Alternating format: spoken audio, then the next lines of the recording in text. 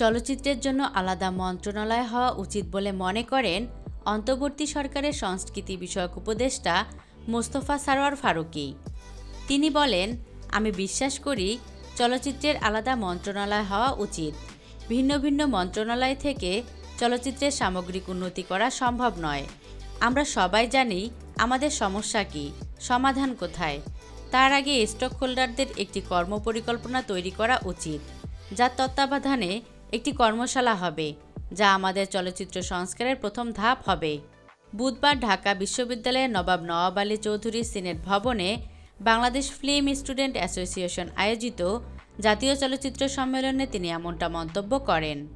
স্বতন্ত্র মন্ত্রণালয়ের প্রস্তাবে মোস্তফা সরোয়ার ফারুকী বলেন, স্বতন্ত্র মন্ত্রণালয় বাস্তবায়ন সম্ভব হবে না, তবে আমরা চলে যাওয়ার আগে সংস্কৃতির সবকিছুকে এক ছাদের নিচে একত্রিত করে যাব এবং মন্ত্রণালয়ে এ বিষয়ে কিছু সুপারিশ করে যাব, যাতে ভবিষ্যতে যে কোনো সরকার সঠিকভাবে কাজ করতে পারে। চলচ্চিত্রের সংকট সমাধানে শিল্পী, কলাকৌশলী বা অংশীজনদের সোচ্চার হওয়ার আহ্বান জানিয়ে তিনি বলেন, সংকটের সমাধান নিয়ে আপনারা রাস্তায় নামেন, আমাদের ঘেরাও করে কাজ করতে বাধ্য করেন। চলচ্চিত্রের সকল অংশীজনকে নিয়ে আওয়াজ তোলেন, সবগুলো দাবি বাস্তবায়ন করেন, এছাড়া সমাধান আসবে না। এখন পর্যন্ত চলচ্চিত্র জগতে বাংলাদেশে যা হচ্ছে তা ব্যক্তিগত উদ্যোগে হচ্ছে, রাষ্ট্র কখনও কিছু দিতে পারেননি।